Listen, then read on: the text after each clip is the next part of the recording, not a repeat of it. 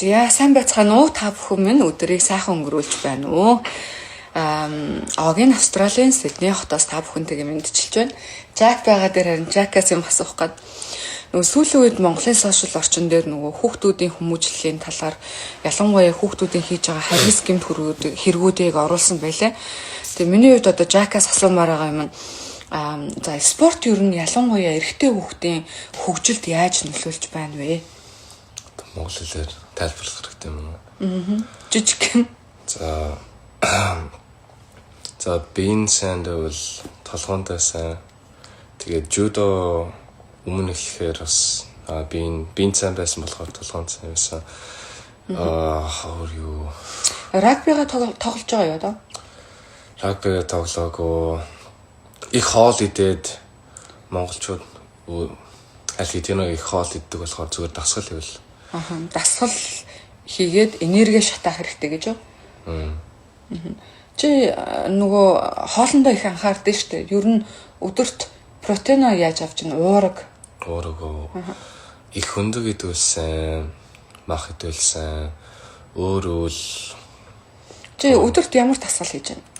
Өдөрт ямар дасгалаа? Нэг л дандаа жимд явдаг л та. Нэг л удаа жим яваад тэгээд сонаасгүй бол жоохон жудоёр дасгал юм тийм. Ер нь бол жудоогоо игээ жимдээ яваад байх юм байна шүү дээ тийм. Чи ихтэй ер нь яг юу гэдгэлээ нилээ бие чинь бол улам том болоод байгаа шүү дээ. Энэ нь дасгал юм уу, хоол юм уу? Хоол юу чинь. Тэгэхээр дасгал ус хийхээр тусдаг. Чамд одоо ингээд өсвөр насны дээр чинь ялангуяа тийм одоо буллинг ч юм уу ирж ирсэн үү? Юу? Буллинг одоо нөгөө өөр одоо танай сургуульд тийм буллинг юмнууд болж ирсэн үү? Тимтэй юм баг болдгоо шүү дээ. За баярлалаа та одоо явж болно. За Жаки байгаа дээр ерөөхдөө нөгөө дасгал хилэгдэг гэдэг имийг нь яриулах гэж та харна. Байгаа дээр нь дуудлаа энэ ах чи олддоггүй.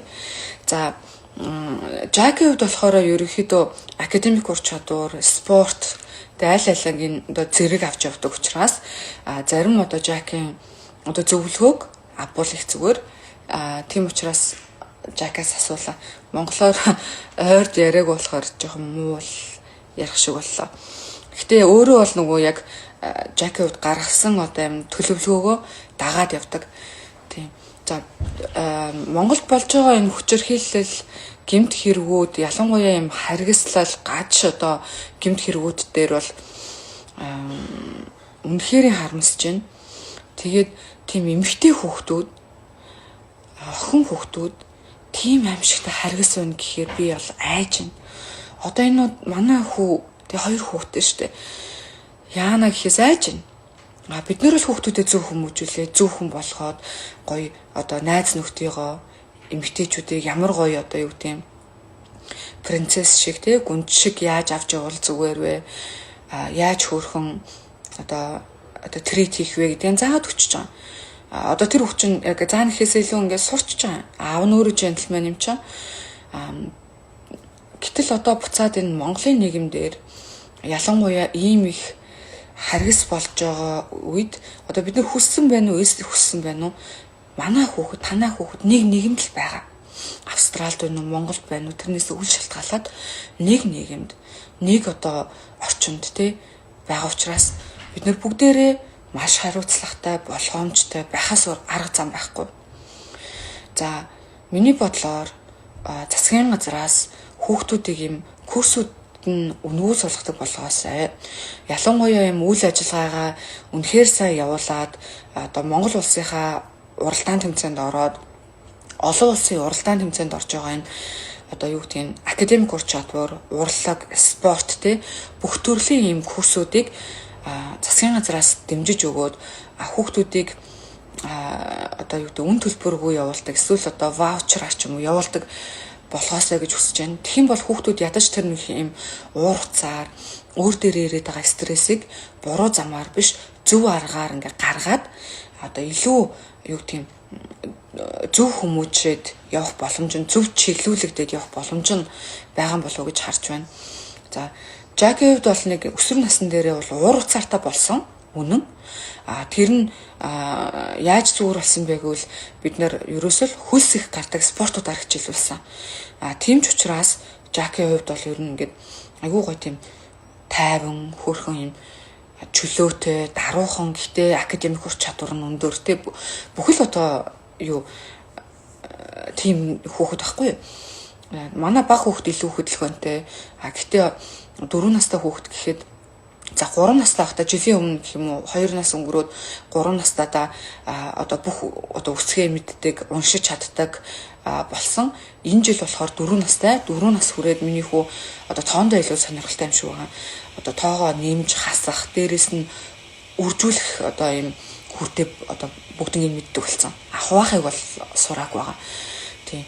Гэх мэтчлэн энэ зүйлүүд нь ямар учиртай вэ гэхээр хүн ийм гэр орон чинь ер нь хүний хамгийн ийм гоё одоо юу гэдэг тайван байх, өөрөөрөө байх, үнэн орчин. Хэрвээ гэртээ хүн ингээд буруу араншин гаргаад, муухай ааш гаргаад, муухай үйлдэл гаргаад, хараал өрөөл хилээд ч гэх юм уу байвал мэдээж хэрэг тэрийг хүүхдүүд сурна штэ. Тийм учраас бидний гэртээ ямар байгаа, яг бидний үнэн төрх нь хүүхд дээр толдож харагддаг. Тийм учраас бид нар бас өөрсдөө гэртээ үр хүүхдийнхээ хажууд харилцаагаа ямар байлгахаа бас шийдвэл зүгээр байхаа.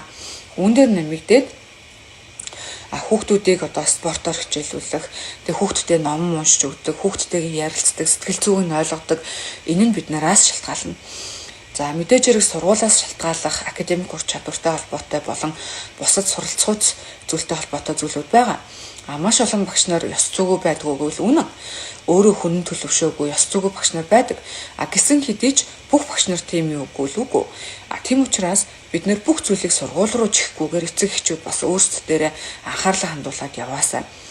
Мөн засгийн газраас дугуулсан секцүүд буюу хүүхдийг чөлөө цагаараа энэ их энерги шатаах, тэгээд чөлөө цагаа өнгөрөөх одоо тухтай байх.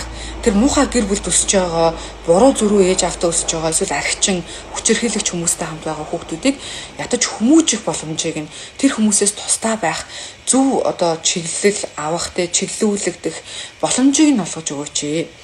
За үүн дээр нэмэгдээд Монголын одоо улс төрчид өөрсдөө одоо юу гэдэм бие зүй авч ухаас эхлүүлээд ер нь та нарын бол үндсэн үүрэгчин хуультай одоо хуулийн гаргаад хэрэгжүүлэлтээр нь анхаарад энэ одоо Монгол улсыг, энэ жижигхэн улсыг тий одоо ийм баг одоо хүн амтай улсыг нэг сайхан аваад явахт нь бяцхан ч гэсэн хувь нэмэр оруулаасай гэж хүсэж байна. За миний хувьд би бол амжилттай, уналттай, босолттой явж үтсэн хүний хувьд ялангуяа тэр 12 сард байсан да тэр чинь хизээ өнгөрсөн жилийн өмнөх жилийн 12 сард гэсэн үг одоо сошиал орчинд бүр аимшигтайгаар бүлэдүүлээд бизнес унж босдог тий гэтэл манайх дээр гарч байгаа юм одоо уналтын үед асуудал гарахад бид нар асуудлыг шийдвэрлэе явж хахад сошиал дээр нөгөө үдсэн ядалтаа тий одоо над дээр гаргаж байгаа. За би одоо юу гэдгийг нөгөө өмнө бүлэдүүлээд үзсэн одоо насанд хүрсэн Австрал 2 мастер хамгаалцсан боловсралтай том болчихсон тий сайхан гэр бүлтэй сайхан гэр бүл төссөн уул нь ингээд сэтгэл зүйн хувьд хүчтэй байж болохоор хүн гэтэл тэр их бүлэдүүлэлтийн үеэр тий тэр үед нэг дуучин муучин эмхтэй бурхан минь одоо улсын хурлын гишүүн болцсон тий тийм юм хүмүүс хүртэл намайг аимшигтайгаар бүлээсэн. Тэгэхэд одоо ингээд хүн ингээд нөгөө нэг амар бие өвддөг юм байна лээ. Бүр маш их сул дорой болдог тий. Тэгээд нэг хөрхэн амтай хамгийн сүүлийн бүр миний бүр хамгийн сөхөрсөн юм юу байсан бэ гэвэл тэр нэг ингээд амар бие өвдөө. Дээрээс нь ингээд нөгөө хар цагаан хил амдаа ном уншуул гэж байгаа. Тэгээд нөгөө би чинь нэг аим шүтлэгтэй хүн бас биш. Тэгээд ном уншуулах гад нэг хийд дээр очлоо. Тэгэхэд ерөөсөн надтай зүрсэн 2 хүн л байсан. Нэг нь цэвэрлэгч, нэг нь жоохон махлагдуу нэг эмэгтэй байсан. Тэгэхэд миний зургийг тэн ингээл хөрх хамтаа ядарсан нэг юм буудангийн ингээд нэг юм ингээд налцсан ингээд сууж байгаа зурмыг юм авч тавиад тэр нэг дуучин наараа мараа гэдэг эмгтээ тэд нар өөрсдийнхөө тэр нэг аим шигэн харгас групп дээр намайг янз бүрээр хилж доромжилж тэнд одоо намайг үзэн ядагчдын групп бүр сүултээ хизээч намайг танихгүй хүмүүс таньдаг мэт жүжиглэж тэнд чин одоо тийм манахаас буцаалтгүй хүмүүс нь буцаалт авах юм шиг жүжиглэж миний хийж байгаа юм болгонороо нулимжтэй тийм аимшигтай хүчирхийлэлд ороход би шууд өгчэй гэж бодож байгаа. Би штэ би шүү дээ том болцсон хүн аимшигтай би зүгээр л өгчэй гэж бодсон. Тэгэхэд миний яг амийг аварсан гэх юм хүн бол миний найз гэрлээ гэдэг эмэгтэй байгаа. Эндера гэдэг эмэгтэй байгаа. Тэгээд ерөнхийдөө хүн тэгдэгтэй тийм аимшигтай сэтгэл зүйн дайралтанд ордог. Тийм аимшигтай ингээд бүхнийг дуусгая гэж боддог. Ядчихт нөгөө одоо муухай барилгын компанид л өрдөлцсөн. Асар олон юм асуудлууд ингээд зэрэг гарцсан тий. Тэнгүүт ингээд сошиал орчин дээр юм гарахад жоохон хүмүүс аюулгүй муухай маш олон буцаалтууд зэрэг гараад ирсэн. Маш олон юм зэрэг болоход ингээд тэгээд хамгийн сүүлд дээр хүний нөгөө нэг өвдсөн, зовцсон амар байгаа үеийг нь хүн гიშгэлээд ингээд зүгээр л хүн. За би монголчуудын төлөө ямар олон юм хийлээ өгчээ. Ерөөс тийм амархан. Тэгэхээр тэр нэг хөөрхөн ялах хүүхд яах вүлээ. Тэр нэг хань ижил нь яах вүлээ. Энэ нэг том болсон хүүхд чинь бас хүүхэд. Миний эцэг их яах вүлээ. Миний хань ижил яах вүлээ. Юу ч хүн боддгоо юм бэл. Тэгэхээр одоо энд хүчирхийлүүлж байгаа хүүхдүүдийн сэтгэл зүг та нар бас бодоорой.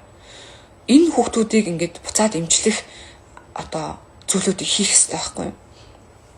Энэ хүүхдүүд бие махбодын хувьд зөвхөн хүчирхийлэлд өртсөн биш. Сэтгэл зүйн хувьд тэр бүлий те аимшигтай те над чиг насан турсан хүнд тэр яаж одоо ингээд орж байгаа вэ? Тэгэхэд одоо эдгрээд буцаад харахад ёо арайч дээ инээдтэй юм бэ. Зүгээр л одоо өөрсдөө адилхан өгөх ёстой хурууг нь өгөхгүй яасан бэ гэж бодож байгаа. Гэтэл хүү яг тэр нэг жижигхэн мөчтэй тэгж бодож чаддгүй юм байна.